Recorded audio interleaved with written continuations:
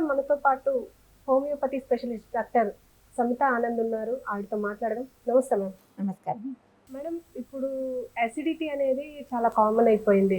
అసలు ఈ అసిడిటీ ఎందువలన వస్తుంది? దీనివల్ల వచ్చే ఎఫెక్ట్స్ ఏంటి? ఓకే. అసిడిటీ అంటే అందరికీ తెలిసిందే ఉంటుంది. అంటే అసిడిటీ ఎందుకు వస్తుంది, ఎందువల్ల అంటే ఏంటిదో కూడా చెప్తాను మీకు. యూజువల్లీ అసిడిటీ అంటే మన స్టమక్లో డైజెషన్ కోసానికి ఒక యాసిడ్ సెక్రీట్ అవుతుంది. ఎప్పుడైతే మనం ఆహారం తీసుకుంటామో ఆహారం ఒక ఫుడ్ పైప్ నుంచి వెళ్తుంది. ఈసోఫేగస్ అంటారు దాన్ని. ఫుడ్ పైప్ నుంచి వెళ్ళి స్టమక్లోకి ఎంటర్ అవుతుంది. స్టమక్లోకి ఎంటర్ అయినప్పుడు ఆటోమేటికలీ స్టమక్ గ్లాండ్స్ ఉంటాయి కదా, అవి హెచ్సిఎల్ అని ఒక యాసిడ్ సీక్రెట్ చేస్తుంది డైజెషన్కి. సో ఆ acid helps in digestion of the food particles. ఎప్పుడైతే ఈ యాసిడ్ ఎక్కువగా సీక్రెట్ అవ్వడం, అంటే మనకు కావాల్సినంత కాకుండా దానికి ఎక్కువగా సీక్రెట్ అవ్వడము, తర్వాత ఆ యాసిడ్ పైకి రావడం, ఫుడ్ పైప్లోకి ఎంటర్ అవ్వడం, రిటర్న్ మళ్ళీ ఎంటర్ అవ్వడం వల్ల, ఇది యాసిడ్ కాబట్టి యాసిడ్ యొక్క లక్షణాలు ఏంటి? బర్నింగ్, మంట.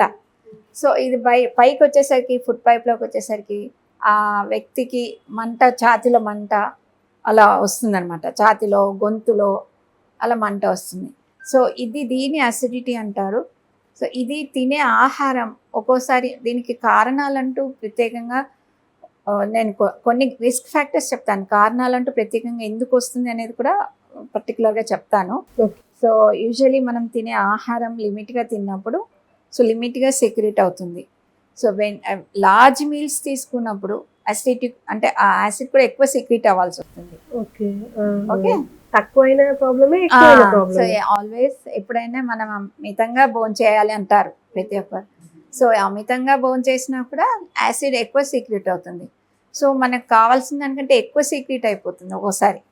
సో దీనివల్ల వచ్చే ప్రాబ్లం ఇది. సో మనము అసిడిటీ అంటే ఇది మెయిన్. సో ప్రతి ఒక్కరు నేను చెప్పడం ఏంటంటే అమితంగా కాకుండా మితంగా తినాలి.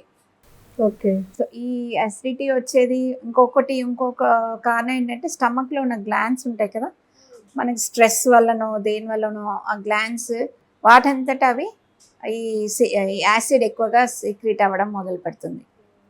సో అలాంటి వాళ్ళు స్ట్రెస్ తగ్గించుకోవడము, తర్వాత మెయిన్గా నేను రిస్క్ ఫ్యాక్టర్స్ అన్నాను కదా, ఈటింగ్ హ్యాబిట్స్లో ప్రాపర్ టైంకి తీసుకోకపోవడము, అంటే ఎక్కువగా కొందరు ఎక్కువ ఫాస్టింగ్ ఒక అందుకు మంచిది, ఇంటర్మీడియట్ ఫాస్టింగ్ అంటారు. కానీ రెగ్యులర్గా meals time to time meals తీసుకున్నప్పుడు స్టమక్ కూడా ఆ టైంకి సీక్రెట్ చేయడం యాసిడ్ నార్మల్గా అలా ఉంటే కరెక్ట్గా ఉంటుంది. అదర్వైజ్ అసిడిటీ వస్తుంది. ఓకే. అండ్ దీనికి కరెక్ట్ అంటే ప్రాపర్ రీజన్స్ ఇవే అంటారా, ఇంకేమైనా ఉన్నాయంటారా? ప్రాపర్ రీజన్స్ అంటే నేను ఇందాక చెప్పినట్టు ఒకటి స్ట్రెస్ ఫ్యాక్టర్, ఒకటి ఒబేసిటీ, స్మోకింగ్ చేసేవాళ్ళు, అధికంగా ఆల్కహాల్ కన్జంప్షన్ చేసేవాళ్ళు, తర్వాత మీల్స్ ప్రాపర్గా తీసుకోకపోవడం, తర్వాత లేట్ నైట్ చాలా లేట్గా తినడం. ఎస్, లేట్ నైట్స్ తినడం. సో దానివల్ల ఏమవుతుంది, యాసిడ్ సీక్రెషన్ ఎక్కువైపోయి బర్నింగ్ సెన్సేషన్, తర్వాత గొంతులో మంట, తర్వాత వామిటింగ్ వచ్చినట్టుగా ఉంటుంది. తర్వాత తినడానికి ఒక్కోసారి యాసిడ్ ఎక్కువగా అయిపోతే కూడా మింగడానికి రాదు, difficulty in swallowing. So uneasiness, కడుపంతా ఉబ్బరంగా ఉండడము. సో ఇవన్నీ అసిడిటీ లక్షణాలు. ఓకే. ఇవన్నీ అయితే మేడం, ఇప్పుడు హోమియోపతిలో దీనికి ఎలాంటి ట్రీట్మెంట్ ఉంటుందంటారు? అసిడిటీకి కూడా మంచి మెడిసిన్స్ ఉన్నాయి ఇందులో కూడా. ఎందుకంటే నేను ఇందాక చెప్పినట్టే హోమియోపతిక్లో ప్రతి ఒక్క మనిషి ఒక్కొక్క రకంగా రియాక్ట్ అవుతాడు. కొందరికి ఏంటి ఛాతీలో మంట, ఉబ్బరము ఉంటుంది. అది ఎందుకు వస్తుంది తెలుసుకోవాలి ఫస్ట్. పర్టికులర్ పేషెంట్, ఏ పేషెంట్ అయినా, మేల్ అయినా ఫీమేల్ అయినా. తర్వాత వాళ్ళ యొక్క ఒక్కోసారి మెటబాలిక్ అంటారు కదా, మెటబాలిక్ డిజార్డర్స్ అంటారు. ఇప్పుడు థైరాయిడ్ ప్రాబ్లం ఉన్న వాళ్ళు ఉన్నారనుకోండి, వాళ్ళలో మెటబాలిజం చేంజ్ అయిపోతుంది. సో ఆ లక్షణాలు, తర్వాత మనిషి యొక్క ప్రత్యేక లక్షణాలు ఏంటి, ఏది ఎక్కువగా బాధ పెడుతుంది అతన్ని, దాని లక్షణాలన్నీ మనం కన్సిడర్ చేసుకొని అప్పుడు మనం కరెక్ట్ మెడిసిన్ ఇచ్చామనుకోండి, తప్పకుండా అసిడిటీ కంట్రోల్ అవ్వచ్చు. ఎంత టైంలో, అంటే ఎన్ని రోజుల్లో తగ్గే అవకాశం ఉంది? అసిడిటీకి ఇప్పుడు మామూలుగా కొందరికి అక్యూట్గా, అంటే అప్పటికప్పుడే అసిడిటీ వస్తుంది. అంటే అధికంగా తినడము, లేకపోతే ఏదో తినడము సడన్గా, అది దానంటే అది తగ్గిపోతుంది యూజువలీ.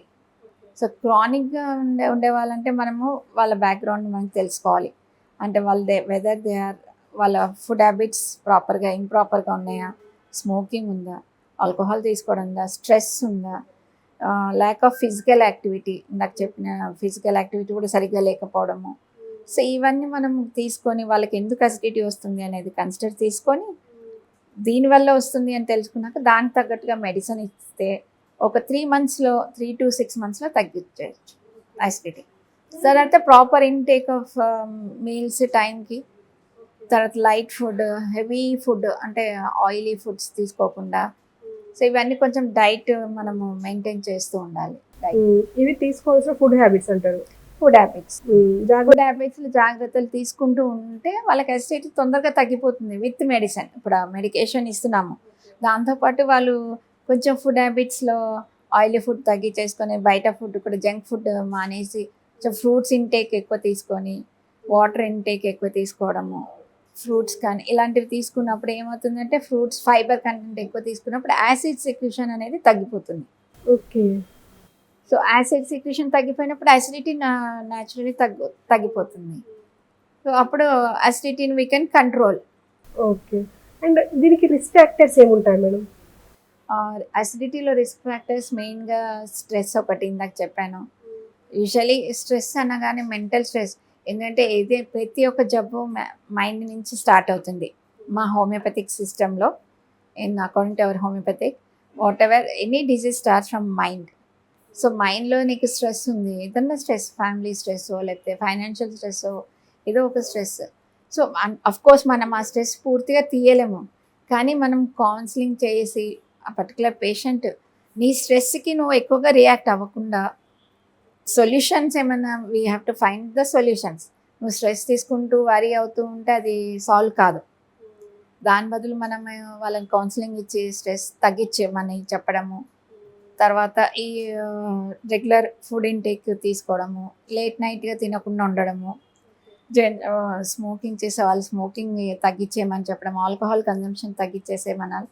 సో ఇవన్నీ వాళ్ళు ఒకవేళ కంట్రోల్లో పెట్టుకొని ఉంటే తప్పకుండా అసిడిటీని కూడా కంట్రోల్ చేసేది. ఓకే. ఈజీ. అంటే ఈ యాసిడిటీ వల్ల హార్ట్కి ఏమైనా ఎఫెక్ట్ అయ్యే అవకాశం ఉందంటారా? హార్ట్కి అంటూ ఎఫెక్ట్ అంతగా ఉండదు, కానీ సిమ్టమ్స్ ఏమవుతుంది, ఛాతీలో మంట, మనకు ఇది వచ్చేసరికి మనకు హార్ట్ అటాక్ కూడా వస్తుంది అని అనుకుంటారు. సో ఇమీడియట్గా హాస్పిటల్కి వెళ్ళి చెక్ చేసుకోవడం మంచిది. యాసిడిటీ వలన, లేకపోతే బీపీ వలన, హై బీపీ వలన, లేదా అంటే హార్ట్కి ఏదైనా సంబంధించింది ఉందా చెక్ చేసుకోవాలి. డాక్టర్ చెకప్ కంపల్సరీ ఎప్పుడైతే యాసిడిటీ ఉంది. కొందరికి ఏంటి తినగానే ఇట్లా తేంపులు రావడము, స్మెల్ కూడా రావడము అట్లా వస్తుంది. సో వాళ్ళకి కంటిన్యూస్గా అది అలవాటు అయిపోయి ఉంటుంది. సో వాళ్ళు ఏంటంటే అసిడిటీకి వాళ్ళు ఏమైనా మెడిసిన్ కానీ తీసుకోవచ్చు, లేదా అంటే అసిడిటీని కంట్రోల్ చేసేది మనది ఎన్నో ఫుడ్స్ ఉంటాయి మనవి, మన న్యాచురల్గా తీసుకోగలిగిన ఫుడ్స్. అంటే ఇప్పుడు తిన్న తర్వాత డైజెషన్ ఇంప్రూవ్ అవ్వడానికి మనము పుదీనా నీళ్ళు తీసుకోవడం కానీ, తర్వాత అజ్వైన్ కానీ, వాము కూడా మంచిది. లేదా అంటే మజ్జిగ బటర్ మిల్క్ తాగడం కానీ, కొంచెము జింజర్ అవన్నీ వేసి బటర్ మిల్క్ తాగడం కానీ, ఇలాంటివి వాళ్ళు కొన్ని పాటించారనుకో అసిడిటీ తప్పకుండా కంట్రోల్ చేయొచ్చు. Okay. Thank you madam, thank you very much. చాలా విషయాలు షేర్ చేశారు. Thank you so much.